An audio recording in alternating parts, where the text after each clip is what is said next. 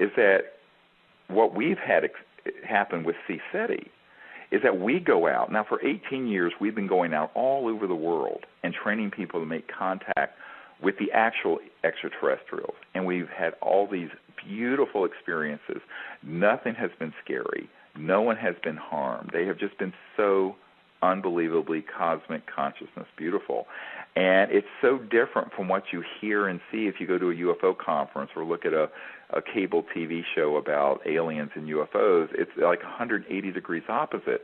And so it's this total disconnect. And I think it's time for us to speak very clearly of what's going on here. And I know that the truth is much stranger than the fiction, and people have their belief systems built up around this because whether you're new age, old age, what have you, it's really easy to buy into the good alien, bad alien thing because we are wired that way from our collective experience as humans. But you know what?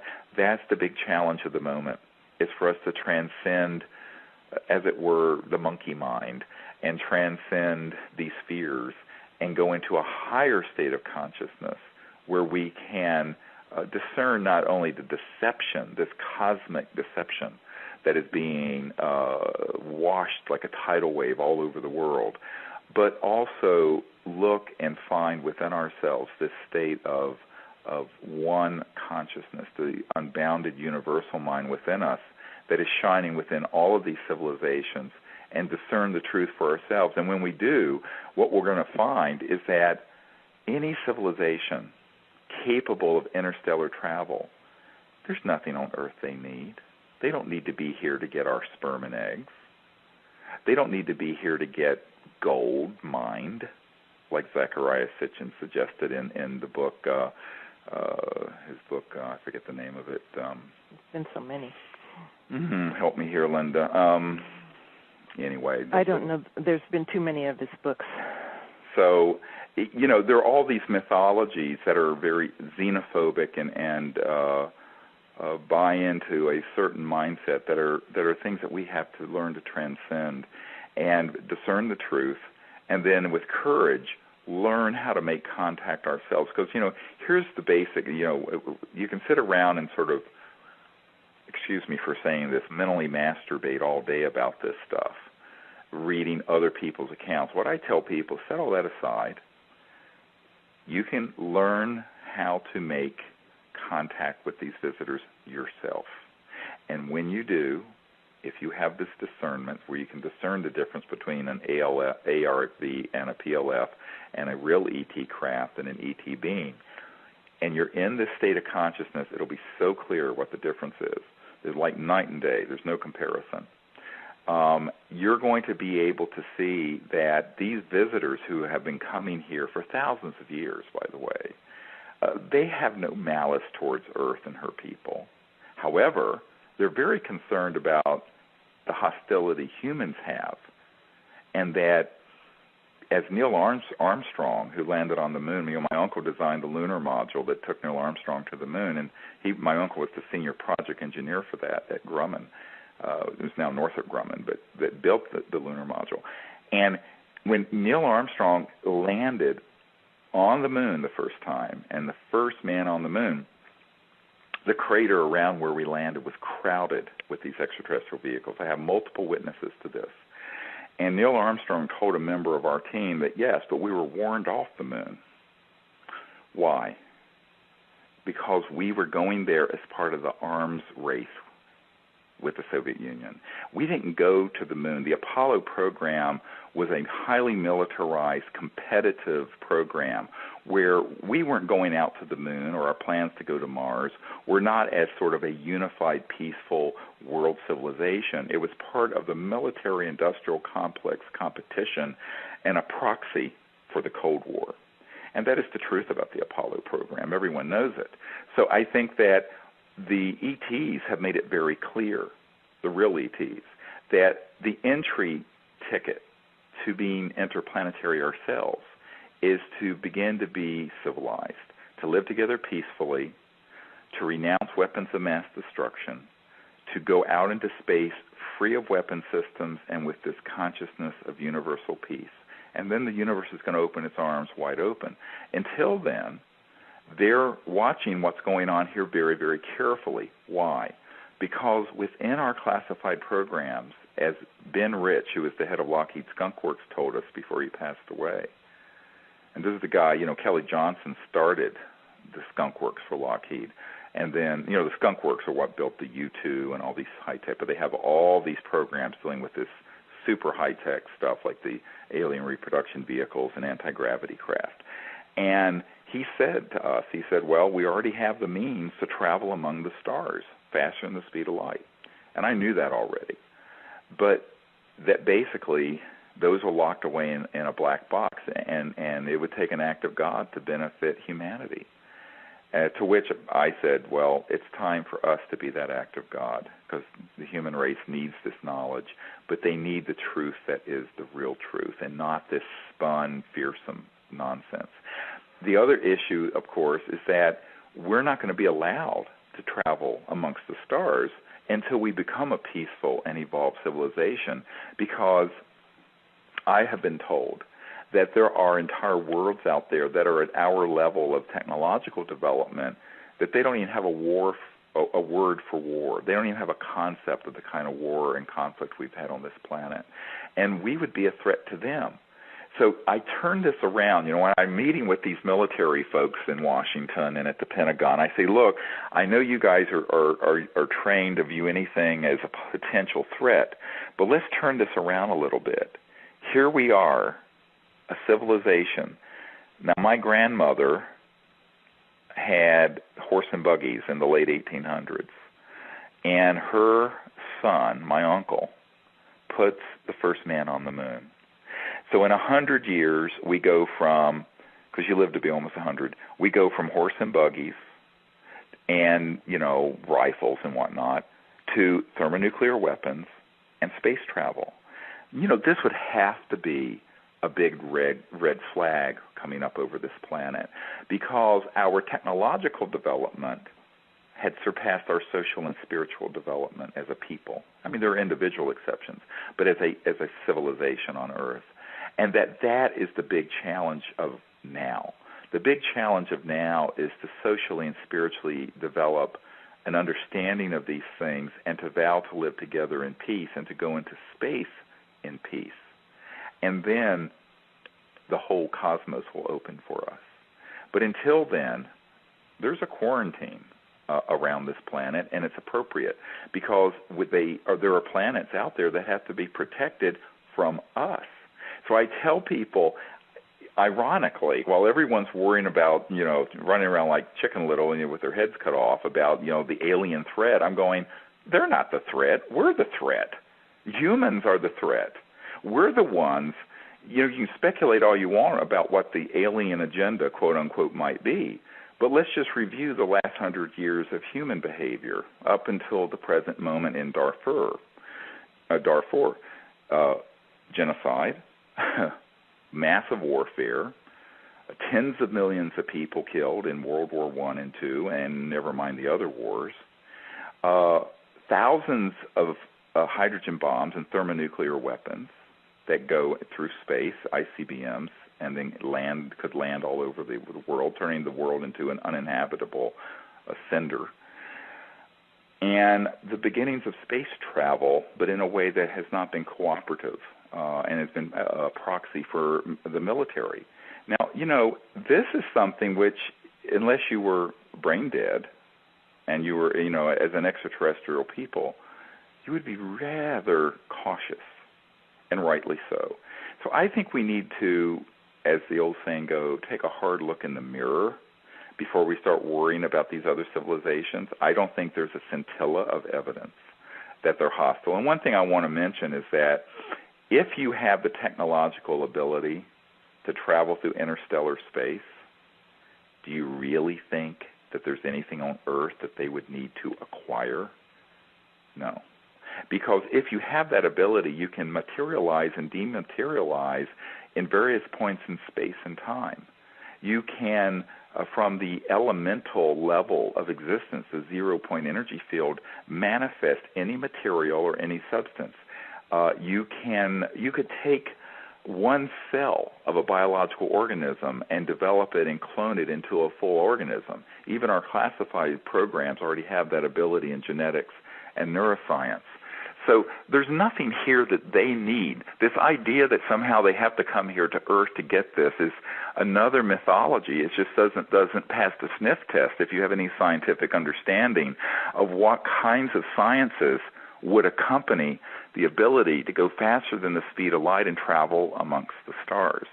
So then the question becomes, what is the phenomenon? It's a real phenomenon that people are describing when they describe these weird creatures and these abductions and mutilations and all this stuff. Well, it's not at all what people think. And I think people have to be extremely careful about this and educate themselves on what the covert human capabilities are that extend even into, we're going to get a little stranger here, into the electromagnetic frequencies that are interdimensional, that tap into, shall I say, lower astral entities.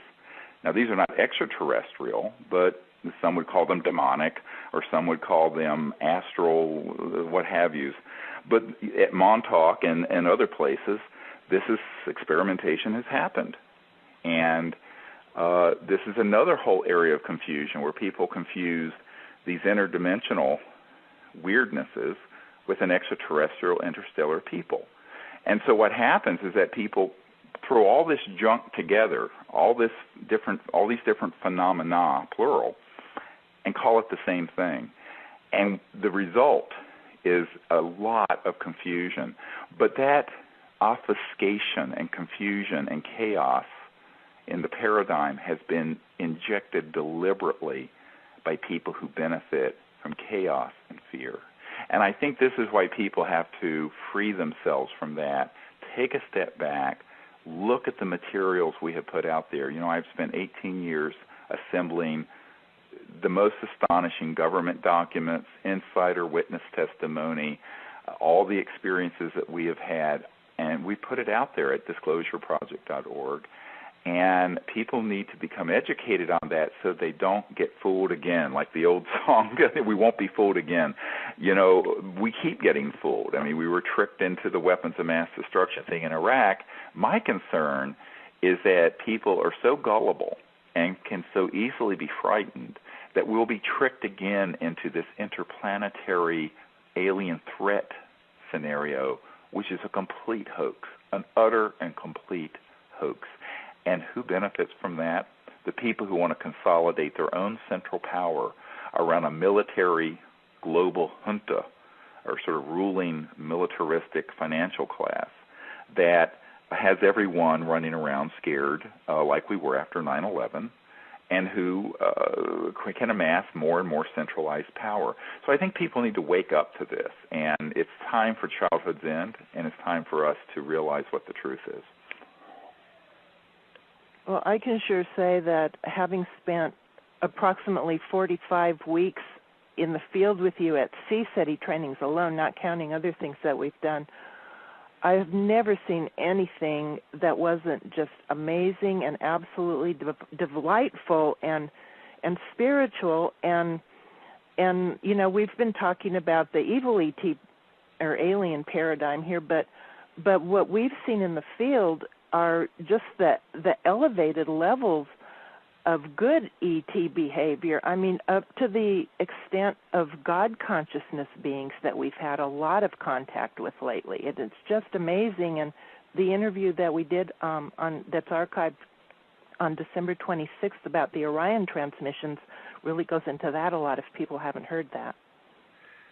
Exactly, and I think that that's why people have to understand is that the actual interstellar civilizations that are here go from advanced and unified and peaceful all the way up to the level of supernal God consciousness civilizations that are they're material and they're from physical worlds and they have spacecraft. But their technologies and their consciousness are operating from that finest celestial level of evolution that's astonishing.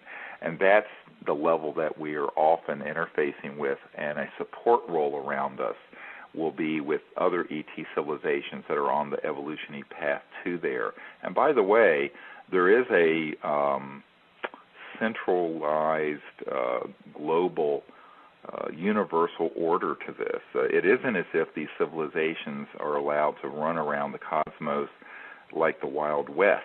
I mean, even humans have the United Nations, never mind it's very dysfunctional. So I think in conclusion, regarding what we want to share today is that people have an opportunity to choose how we respond to the cosmos and how we are in the cosmos. These visitors are here to help us and to understand us, and they're waiting. They're waiting for the human race to mature to a level of the first entry of what is considered mature world civilization, where we're living peacefully together. And we're there. We're getting very close. It doesn't seem that way sometimes, but I'm optimistic that that is exactly where we will end up. And these civilizations, which are highly organized and very conscious and rather enlightened, are standing ready to assist us as we make that transformation from the current period of division and confusion to a period of world peace and universal peace. And I think in the early days, I'm talking the 1930s, 1940s, they didn't really know what they were dealing with. They also did not understand the technologies. And I think that they also didn't know why these visitors were here. For example, the big increase in all the sightings around the world happened at the time when we began to detonate nuclear weapons. This is not an accident. And I've been told by senior intelligence officials that essentially a big red flag went up over our planet saying we were in trouble. But not only are we in trouble, but we could be a threat to others, because you combine going into space, the early stages of space travel, and the use of hydrogen bombs and nuclear weapons, and a civilization on Earth that was still very violent, as you look around the Earth even today, of course. So this is something that any enlightened or even self-interested civilization observing the Earth, which I think we've been under observation for thousands of years, would be greatly concerned. But our military and government were completely shocked by this and didn't know what to do with it. I think that's the early, but later, I understand, of course, President Eisenhower wanted to make an announcement about this after he had a meeting near Edwards Air Force Base in 1954. But he was prevented from doing so by what he later called the military-industrial complex, because the interests for secrecy are really fall into three broad areas. One is the inertia of the secrecy. Once you start something secret and you have made so many lies and frankly killed so many people and threatened so many people, and you've lied to Congress and you've lied to presidents, you know, how do you bring this out? They painted themselves into a black box, black corner. The other, so that's the inertia. The other is that there were Orthodox religious interests that did not know what to make of this. And I've had discussions with senior levels at the Vatican to discuss this. And today, most mainstream religious groups would say, well, there's one supreme being in the universe, and there are many children of God, and we're all children of God. This is what Monsignor Balducci said when we interviewed him at the Vatican. But the Orthodox and fundamentalists would view this in a very disturbing way, because it would upset their worldview. And I think then the biggest became the technological and scientific end of this. Once we retrieved, back in the 30s and 40s and 50s, several of these extraterrestrial vehicles and began to study them, we combined that knowledge with knowledge we already had. Because remember, we had some people like T. Townsend Brown and the B-Field-Brown effect who were studying anti-gravity quite independent of this issue back in the 20s, 30s, and 40s. But when their information got combined with studying these spacecraft, they figured out, this is how they're working. And they realized it's the end of oil. It's the end of the need for coal. It's the end of the combustion engine, the internal combustion engine. It's the end of transmission lines for electricity, because the energy that these spaceships are using, what people call UFOs, we don't call them, no one in the business calls them UFOs. They are not unidentified and they don't fly. And we'll get to this. But these objects are extracting energy from the fabric of space, okay, around, not outer space, but the fabric of space. And in fact, even the early Lockheed and Northrop experimental spaceships that we have built, and we're talking 1950s and 60s, were called flux liners because they were pulling energy from the quantum flux field, what's called the quantum flux field that's in the space in this room. And every cubic centimeter of space, for example, in this room has enough energy to run the Earth for a day. It's a huge amount of energy. And so once this was really figured out by the mid-50s, long time ago, 50 years ago, they knew that this would be the end of the oil cartels and the international financial petrodollar system, and a huge amount of the industrialists would then have to change their whole way of operating. Because think about it. What happens when every village in India or sub-Saharan Africa can have a device that looks like a generator, and it's extracting energy from this quantum flux field? Suddenly, you have an economic growth all over the world. And this is a wonderful thing. It would be the end of poverty. But it would also be the end of the economic hegemony, where Europe and America, with 600 million people, dominate the whole global economy of 6 billion. So this is a huge geopolitical problem. And so the issue isn't about just money, it's about power. Who has the power? How the Earth is run? Who is running Earth? And then you have another issue, and that is there are people who view the world as they understand it. And in America we have a saying, if you wear rose-colored glasses, you see everything in the world is rose-colored. But if you're wearing glasses that are conflict-colored, colored with a sort of paranoid and militaristic view of the world, you're going to view these visitors as a threat, and you're going to respond to them as a threat, even though there's no evidence that they're a threat. I want to be very clear on this. There's no objective evidence that anyone has been harmed by these visitors, and there's certainly no evidence that they're a threat to us. There's a lot of evidence, however, that they're concerned about our threat to the peace and the order of space. Why? Because our technological capabilities and our weapons have surpassed our social and spiritual development, clearly. And we are at that stage in the evolution of a global civilization where our science and technology has gotten way out there, but our social and spiritual is lagging. And this is that danger zone. And Earth is in this danger zone now. And they know this. These visitors from other civilizations, other planets, know this. So, unfortunately, I think that they have had a great concern about our nuclear facilities. We know this. We have colonels and lieutenant colonels who are Strategic Air Command and the Atomic Energy Commission who have testified at disclosureproject.org that every single one of our nuclear weapons storage areas have been visited by these ET spacecraft because they were obviously concerned. And in the Soviet Union also, in Russia. We have spoken to people with the KGB and with their space command. And so it's clear that they have that concern, but that doesn't mean that they're hostile towards Earth. I think they're concerned about human hostility. And I think, however, this has gotten misinterpreted because here's the risk. In the vacuum of secrecy, when you have this vacuum of secrecy, it's very easy to begin to believe your own worldview, and there's no one telling you differently.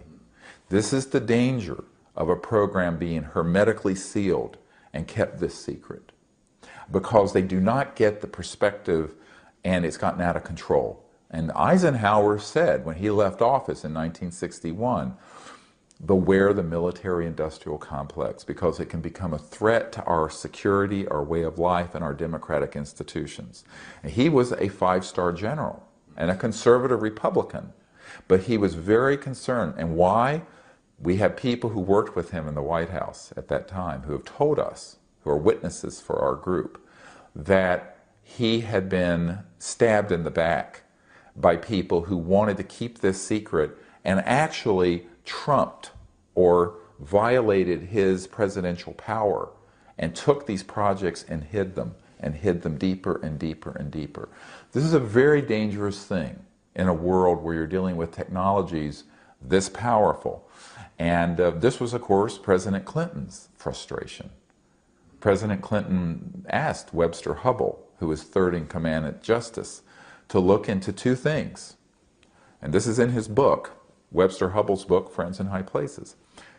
Clinton wanted him to find out about what are these UFOs and, you know, who's keeping it secret and why, and who killed Jack Kennedy, because Jack Kennedy was his hero. Well, we discovered there was a connection. But, and his CIA director, R. James Woolsey, was equally worried, because when I met personally with Woolsey here in the Washington area in December of 1993, he was very gravely shaken by the fact that there was a secret cabal or a whole level of government and corporate activity dealing with this issue that was lying to him as the CIA director and as also to the president.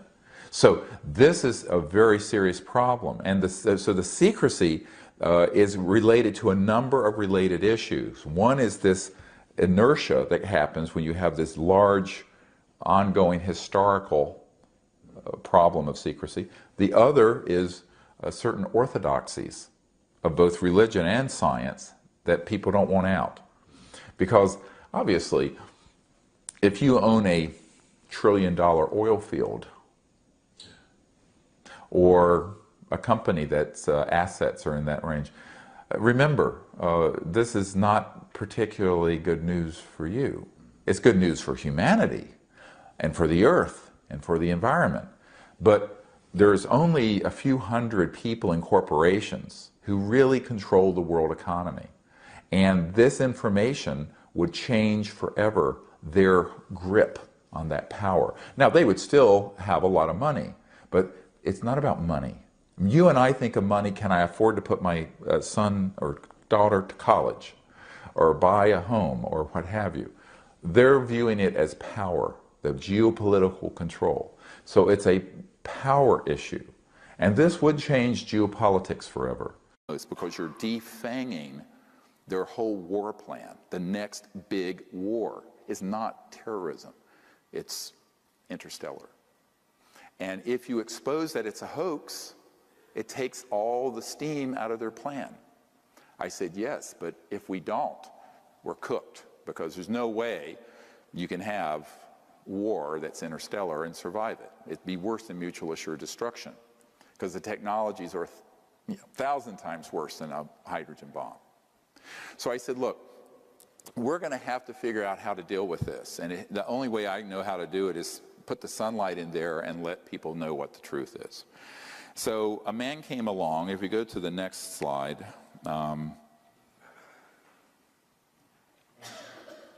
And you probably have seen this. It's up on our website. When we first put it up, it had over 600,000 views. The next day, the intelligence community went in and said there were 6,000 views. By the way, if you believe the metrics on Google and YouTube, I have a bridge to sell you. It's all can be manipulated because it moves you down the search engines. So when this hit, within a couple of days, had 600,000 views. This man, William Pollock, his name is pronounced Powlick, was a man, very good man, who gave me an interview only to be released posthumously after he died. And not long, a few years ago, I got a letter from his wife, significant other, I guess, they weren't technically married, with a death certificate and a letter giving me permission, and he had passed away. And I have a lot of these. you know, and I honor my word about keeping a confidence. So what happened is that he gave me this interview, and in it, he talks about the development of RF radio frequency chip implants back in the 70s and 80s. And when he was developing, it was totally an accidental thing that happened. He was with a company that developed it. He then got called into the CIA, and they started doing special programs for the CIA to develop it. And at a certain point, Siemens in Silicon Valley manufactured 2 billion of them, with a B, of these RF chips. And the way they work, I mean, they can be so miniaturized, you could eat something with it, it has a radio free, and it can transmit not only where you are, but the really advanced ones have a neurophone capability to control thought and behavior. Very sinister stuff.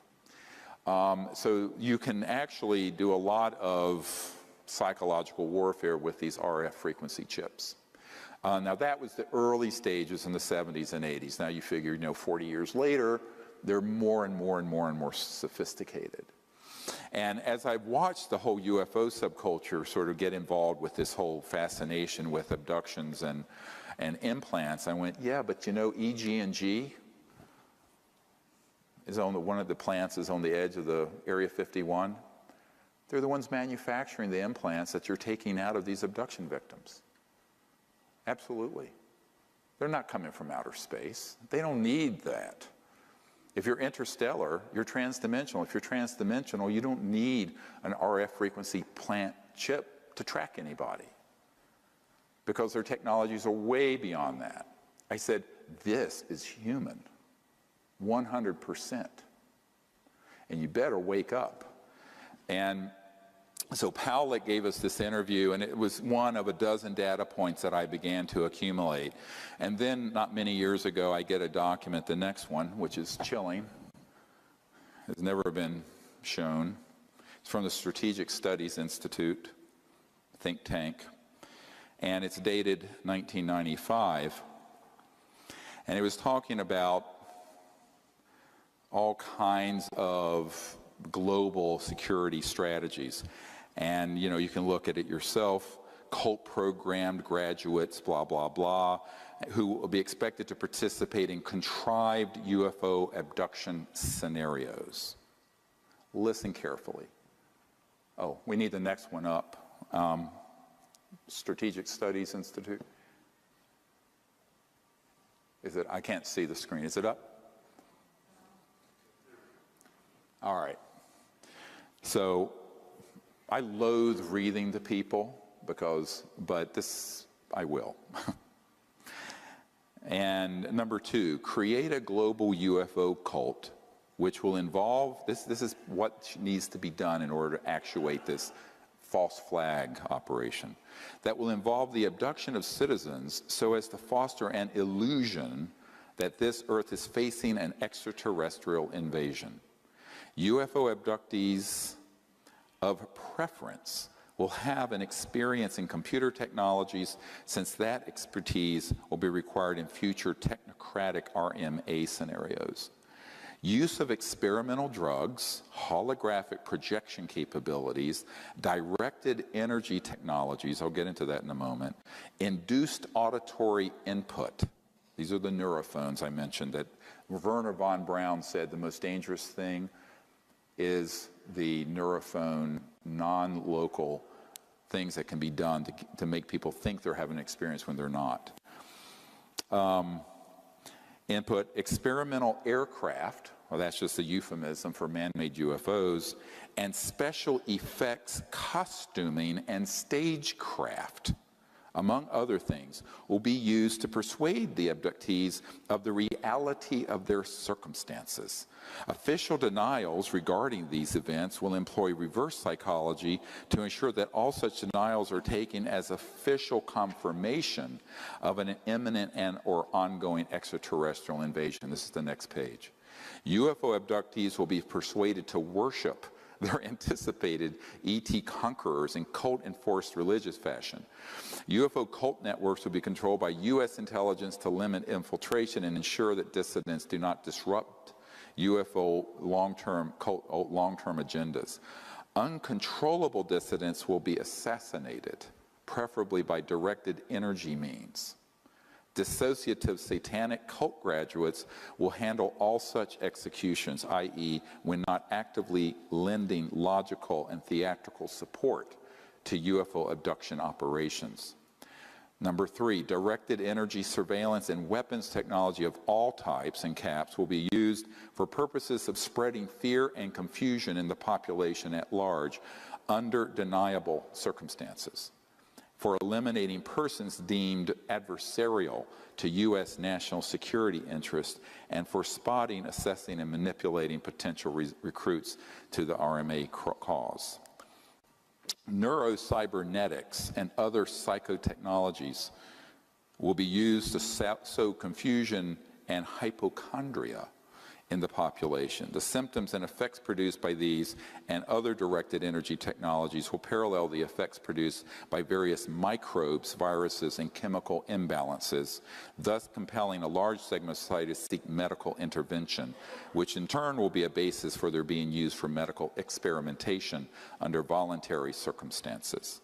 Psychiatrists and psychologists will play an important role in these experiments, particularly where denying the efficacy of cybernetics, psychotechnologies is concerned.